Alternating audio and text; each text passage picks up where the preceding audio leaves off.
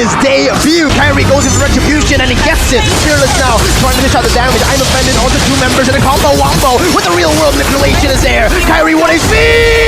He still survives! Wait! But now they go on Suelo. Heavy spin by Kairi on point, pinning him down for CW to take the kill. Aggressive onto Drian, but nope, that's a 1v3. Suelo gonna fall. That's a mega kill picked up by Kairi. Match number 2, it does seem Confirmed that there is a new player in Onic Esports, and his name is Kairi. Oof, new player. No, we didn't know anything about this person. Whoa. Yeah. No one's heard the rumors at all. I don't think there's any hype. No, of course there's hype. It's Kairi, grand finalist of M3. He has been confirmed. Not only do they have Kairi who's joined in the fray, but it's also Yeb there sitting next to Coach Mars. The players are ready. They're all smiles. They are confident to walk up onto the stage.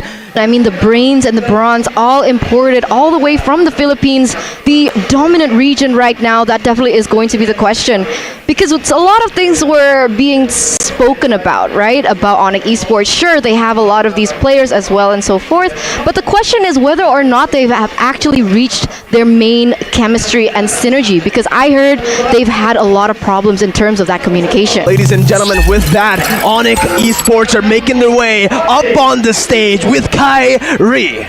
Onic Esports are grand finalists 2 seasons in a row, but when it came to the international stage, they kind of wavered. There were a lot of rumors about this, and it seems like it was a lot to do about lethargy. So I'm wondering, since they had a long break, will they be performing as we all expect them to, understanding that they do have a very strong assassin specialist in that jungle position now? Well, they take a lot of time to get started, so it's on the shoulders of the coaches, right, to understand that that is what his team is going to go up against, what they have to deal with. And so the coaches must have preparations made all the way since before, right? This is the match, this is where things are actually going to matter. So I think the coaches will show in handy how they prepare the players for this exact moment. I think will make or break the execution in the game. Keys to victory by X for the side of Onic. Prioritize Kairi's hero. This man is the highlighted tip of the spear for Onic Esports. Boots winning the matchups in the EXP lane against Dairon will shut down Dairon's flexibility as well, and of course limit the pick of heroes from Val, because that man will be very, very proactive, and they have to beware of the aggressive early game for the side of Rebellion Zion. Right, limiting the hero pool of Kairi and Samo HT. Right, these are two players that have so much flexibility. They want to make sure that they don't have any weird strategies that can use against Rebellion Zion. Highest winning the laner. Fearless is on it. All right, so I was just saying, I was gonna say that maybe it's gonna be Tamaz in the jungle. Julian, Benedetta. This is a hero that we've actually spoken about. Benedetta just got a buff recently in the patch, so technically she is stronger than she was before in the last patch. But the thing is, with the Demon Slayer emblem, we are probably going to see the same kind of Benedetta, the tank Benedetta that Albert used in the MS. This is the talents prediction without knowing the drafts, right? All 3 of us have opted for Onic this time around. And why is this, Arashi? Well, Onic has a lot more success so far, and they have the effect of actually having Kairi, right? So there's a lot of hype surrounding this transfer per se, and we're really looking forward to like seeing how he performs, because the rumors have been insane. And look at the audience prediction by TikTok, man. Yeah, well, the audience agrees with us. 92%. That is the most one-sided audience prediction we've seen in Season 10 so far. It has mostly been quite equal, with Geek Fam even fighting back against Alter Ego in the audience prediction. But Eterna, we're about to step into the game. A lot of predictions are against Rebellion right now. Let's see if they can pull out the impossible going against Onic Esports with the new roster. Yep, they are up against overwhelming odds, to say the least. So we'll have to see, man. What are they gonna try and do? Will Val find success? Has Onic figured out the strategies? We'll have to see. And soon we will take a look at just how these two beasts will clash up against each other, man. A recap on the lineups, the competitions for both of the teams. One pick style competition versus a team fight comp that Onic has. Ladies and gentlemen, this is it. The debut of Kairi in Indonesia. We're jumping straight into the land of dawn for the match as Samo is pushing on so much damage already onto Val. But Val, pure class. Oof, just staying composed there, not using the flicker. I'm a little disappointed. Why? Just a little. Because there's so much reputation surrounding Kairi on those assassins that I really wish that he would have pulled that out. But maybe it's going to be a pocket strat as even Kairi on this Akai is going to deal so much damage onto Suelo, hindering his movement once again. Let's see, Battle of the Little Wanderer is actually going to be Kairi who doesn't get it. Fearless wins out the Retribution battle early on and Rebellion Zion lead. I thought that Onic Esports would go a lot more aggressive there. Oh, but Val gets a hook onto Samo HT and he will be able to escape. But honestly, they actually got the earlier, they won the earlier trade using the Geek poke, to try and track down Val. And actually, Samo was able to cancel out the regen from Val. So he came into that fight with low HP, and so Onic had more manpower. I thought they would definitely go for something a bit more aggressive, but I guess they're playing it a bit more cautious, knowing that Rebellion Zion, they are a very aggressive team, right? So Onic opt for the calm, calculated play.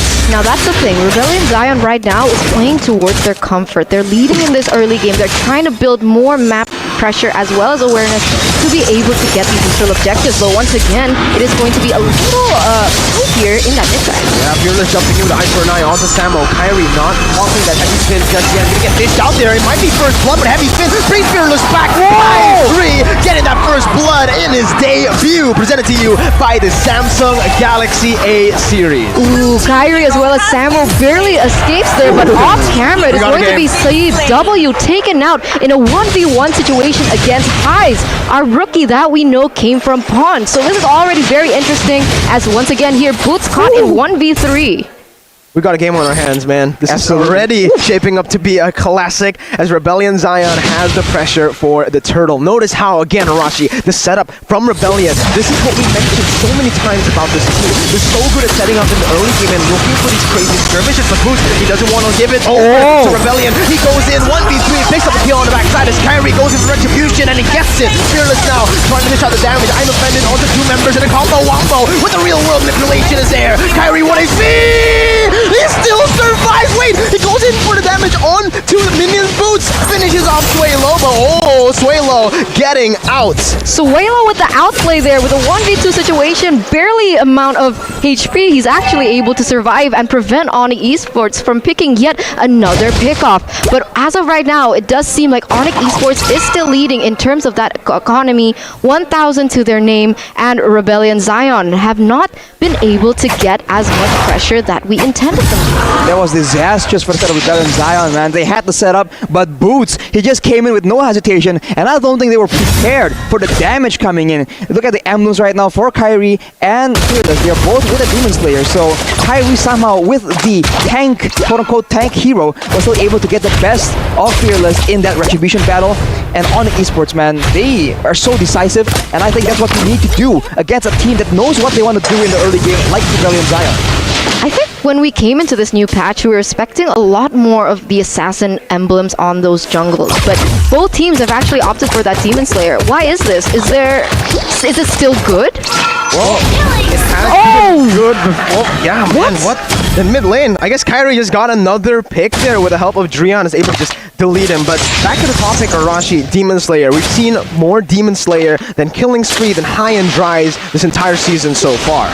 Yeah, it's always been about the objective, right? The jungler really seems to be shifting towards a more objective role, and with the flexibility coming in with the different kind of heroes, right? Beefier, tankier heroes coming into the meta, you don't really need as much damage to actually be useful, right? You can gank and use your utility to get your team ahead without being responsible for dealing the damage and securing the kills. Fearless though, with the trade, jumping in with an eye for an eye, not able to get out just yet, but there you go. Final eye for an eye, timed perfectly by Samo to bring him back. I'm offended there. Val bringing Kairi back to the under the turret, but it's gonna get cancelled out. No bloody hunt full duration. Both teams disengage, and both teams will just go for the turtle and the trade. Yeah, it does seem like Onic Esports is going to set up faster. Val here misses his iron hook. He was anticipating someone to be circling around in that area, but understanding that they cannot contest this turtle. It does seem like Rebellion Zion is going to be rotating towards that top side. Oh, enhanced game, but CW is able to outplay in true CW fashion, surviving a 1v3. He just dodges out of everything and sidesteps just perfectly, man. Cold calm, nerves of steel. As Boots is showing up in the bottom side, and Diamond will be taken very low. He almost gets taken out. One more bolt would have gotten him, but that won't be a kill for Drian. That will be a tower for Onic Esports, though. Successfully zoned out there in the bottom side. Another objective to the pockets of the side of Onic Esports. And once again, this is going to be very difficult for Rebellion Zion. If they do want to do the cross-map type of situation, it's very difficult to put CW in his place because he is such a reliable gold laner. I mean, time and time again, CW, he tries to get ganked. He's always able to do these outplays that really reflect his mechanical prowess in that particular area. As now, Kairi might be in trouble, but not just yet. Kairi stole the purple buff. He had the purple buff. It wasn't fearless. Both of the junglers didn't have the retribution. Kairi just got the last hit. Wow, man, that is tough for Fearless to take in, and honestly, they're on the back foot right now, and Val on the Franco, he's trying his best to make the big plays happen, but so far, the only real play we've seen is him flickering forward and securing the kill earlier, so he's not having the success he wants, and that's partially because Onic is doing the same thing that Altigo was kind of doing, right? Val is waiting for a pickoff, and out of nowhere, Boots comes in and takes the fight to him. He jumps in and chunks him too low to actually participate in the fight, and the rest of the team follow up and get success there instead. Let's slow it down a bit. Let's talk about the win conditions for both of these teams. Rebellion Zion, their win condition relies heavily on getting the winning lane. Jiren, winning the lane in the bottom side is crucial, but so far they haven't been able to do it. Here, Boots in a 2v1 is actually able to zone the members away, taking a lot of HP down, but finally Rebellion both bottom and almost taking down that top side too.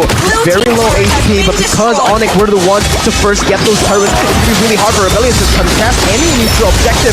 Fearless gonna get zoned out, and that's a free turtle to the hands of Onic. Once again, going to the hands of Kairi. Turtle slain by Samsung Galaxy A series. Yeah, Rebellion Zion, they're trying their hardest to be able to open up the space that Onic Esports has really pressured onto them. And now, once again, Onic Esports, with that initiative movement, is going to rotate towards that top side, take Val out, and eventually take yet another objective on the board. So the trades are happening, but at this rate, Onic Esports, they're trading a little bit faster than Rebellion Zion. Absolutely, and they're making sure that the members that matter are getting the resources they need. CW just picked up the golden staff, and he has a bit of physical defense to his game, so he will be secure as I say that, though he can take out the magic damage, and the fight breaks out as Rebellion pulls the trigger. Kairi way too tanky, a lot of peel here. Boots gonna be able to use knockout strike as Diamond Fenny connects onto Fearless. Fearless disengaging as Jiren goes deep under the real world inflation, but look at that, it's gonna be the final blow, taking Samo down. Boots taken low, but he's ultimately able to win out in that trade. Rebellion 2-1. CW fell in the midst of that team fight. Yeah, they're not going down without a fight. I mean, CW already 0-1 in terms of KDA as Fearless goes in once again. Fearless jumping in, way low, taken low, but the turret comes and falls down. Rebellion Zion coming back in this game in the 8th minute. The Beatrix is getting that power spike very soon. I think it all started with Sway Low actually getting the jump onto CW. He gets the pick off, I believe, before the fight even happens, and so Onic Esports comes into that fight with a man disadvantage, and it's not just any man, it is CW in the gold lane, one of the main damage dealers, one of the main sources of AoE, and so without him around, the team fight potential from Onic Esports is severely diminished, and Rebellion Zion completely take advantage, but now they go on Sway Low. Heavy spin by Kairi on point, pinning him down for CW to take the kill. Now, sieging down the turret, Jiren not wanting that to happen, goes in for the 1v1, forcing the battle mirror image to come out. 3 seconds, that's the turtle cam. Lord has spawned in the land of Dawn. 9 minutes in, it's the normal Lord, but both teams are really setting up for this. Yeah, the reset as well. It does seem like both teams have a kind of advantage in that sense, but Onic Esports has a little bit more understanding that the bottom lane is already pushing because Boots already cleared that lane out. Now, so we're gonna see with that thing being the current situation, we see Val once again with the iron hook that connects. Oh, that was a bad target to go for. It was the roamer, and Samo was instantly able to punish that fact. Meanwhile, Highs in that bush, waiting for someone to step in. Kairi Kairi jumping in way too aggressively there. Will be punished for a bit. He's taken low, but in the backside, look at the blazing duet. Unable to connect on the high. He's still able to position himself out. Fearless jumping out of the real world isolation, and that is Rebellion getting out of the fight. They do lose one, and it's Onic who take the favorable trade. They will trade and they get control right now, but most of their heroes are actually on low HP. Looking now at the item, the Claw on CW still on the brown boots, but itemizing a bit more forward sustain, right? He knows that the members of Rebellion Zion, they have a lot of poke, right? They have ways to chunk out the members of Onic Esports, so he goes for a bit more sustain to make sure that he does not have to go back to base all the way before the next team fight. Another thing that we could highlight from the side of Onic Esports is how Drion is such an unsung hero. I mean, from every time Rebellion Zion wants to go for those aggressive team fights, that real-world manipulation is always just there to back them up, and he actually itemized for that Ice Queen wand first. So instead of the Enchanted Talisman, he went for that. So building that utility, building that slow, and you can definitely feel the impact when it came down to it. I mean, Ral is just like trying to check the bushes with the iron hooks, and if he does that, he does not have the chance to land it on the members that matter. Fearless gets quite aggressive, but Val tries to make something happen. Yeah, look at that. That's the Electro final blow onto the back line, going onto Drion. Fearless trying to disrupt. Look at Kairi. He's able to zone Fearless away here with help of the real world manipulation. Kairi taking that damage onto Fearless. He's going to be taken down. Dyren trying to put more damage onto the team, but the Vengeance perfectly timed will not be enough to save him from his impending doom. It's a 1-for-2. Onic again winning out of the trades. Winning out of the trade and taking down Fearless as well, so they don't have any pressure onto this next Lord. Without the retribution, it's going to be very difficult for Rebellion Zion to steal this away. It is still possible, as we can see here. Highs and Suelo, they're not far off. Oh, Suelo almost goes for the steal. CW juking for a bit, but Suelo will fall to the hands of Drion. Boots gets hooked. No more fight. Both teams disengaging. Rebellion knowing that they lost this trade, they just go back. Now Onic will try and make plays with the Lord, and honestly, they have such a good read on the intentions of Rebellion Zion in those team fights, man. Understanding that Val is the only real engage tool, we saw that once Val uses his Iron Hook to try and check in the bushes, instead of using perhaps a bit of the other skill of behind them, fight breaks out right now, and once again, that's a proactive move, but it's an equal trade for both teams. Yeah, an equal trade. It is going to be Boots caught in a 1v2 situation and lost that, but in return, he bought a lot of time for the side of Onic Esports to get yet another objective in that mid-side turret. But you can see that the Lord is already marching down there in the bottom side, and Highs is already sniffing out the whereabouts of Samo here. Good decision making by both Onic and Rebellion. Rebellion, knowing they can't defend 5v5 in the mid lane, they rotate towards that top side, baiting Boots into the bush to actually pick him off. Meanwhile, Onic, sure, you can have Boots. We'll just trade it for the mid lane turret, get more map pressure. But now we're going to take a look at the items. Suelo, though, oh, very aggressive onto Drion, but nope, that's a 1v3. Suelo gonna fall. That's a mega kill picked up by Kairi. Unfortunately, it does not pay off for Suelo right now. Onic just picked up on the tendency for Suelo to go for those quote-unquote assassinations. That is what his item build is made for, so he does not get the pick he desires. And it's so difficult because now without the engage, he'll just go in aggressively, and that will be yet another pick for Onic. Everything has happened so fast, and they're just so sure of the outcome. Man, that was such a good concealed play by Onic. Now they've eliminated Rebellion Zion's main damage dealer in Highs, and is going to push the siege even further. They've taken a tower in the top side. They're looking for the mids, really just asphyxiating Rebellion Zion, taking away all their buffs as well as that jungle, as Samo once again might be looking for a play onto Rebellion Zion. Oh, they might just go for it here. They're gonna try to keep down that mid lane, but look at the flanks. Look at the flanks. They're all just being ready. Suelo with the enhanced chain connecting onto two. No follow by the defended Samo!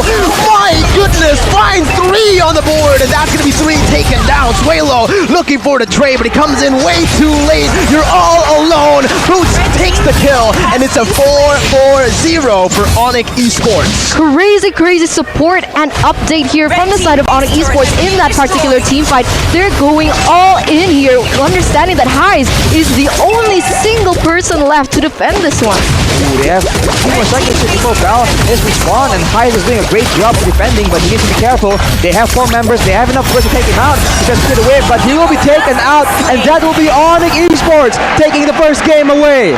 Wow, 14 minutes is all it took for this new roster to take down Rebellion Zion.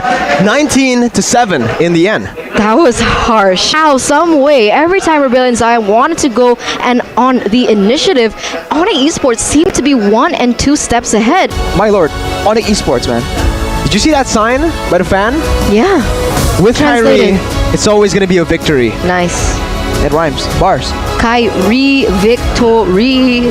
We could be, They don't have but P's, they have E's in the end of their Maybe names, but what a they performance. are. Debut MPL ID, it's great. no jitters. Super solid.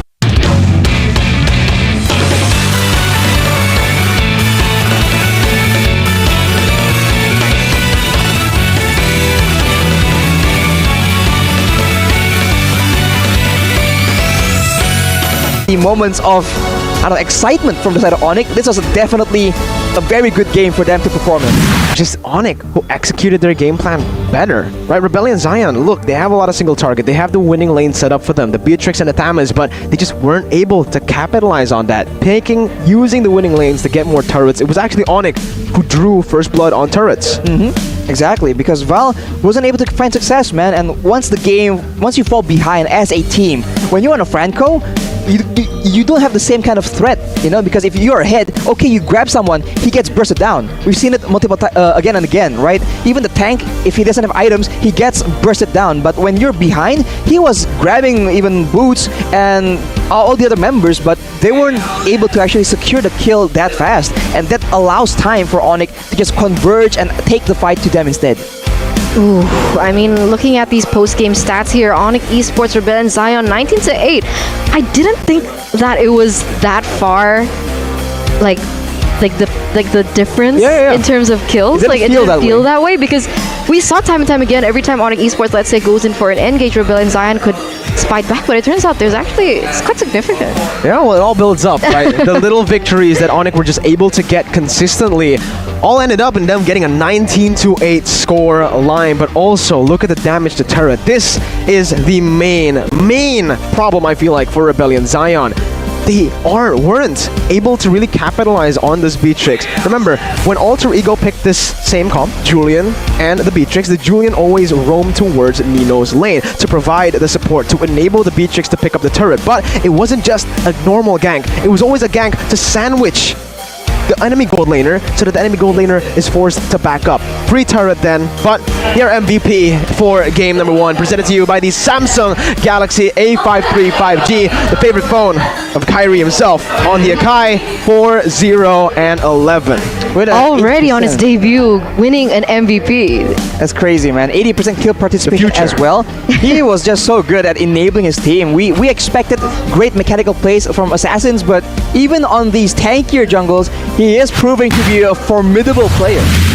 And you can see here, this is the first blood where he was able to actually turn it around on the side of Rebellion Zion. And even afterwards, again and again, he's able to lock down members just like that. And here we see in these bigger fights, Kairi, instead of being tunnel visioning on the objective, right? Instead of just focusing on the fights over here, he pulls back knowing that Fearless is the main threat, that Fearless needs to be locked down. And with him pinning Fearless up against the wall, you see that the side of Onic, they had no issue dealing with him when a Benedetta that's building tank is usually such an absolute nuisance to the backline, being able to sustain a lot of damage, but also be a legitimate threat to the backline members like Drian. But Drian has all the coverage he needs here, and the rest was history, man. They just take out Fearless, and they take the fight to Rebellion Zion, and afterwards they go for the objective. It's just clean, calm, calculated. Always in the right place, in the right time.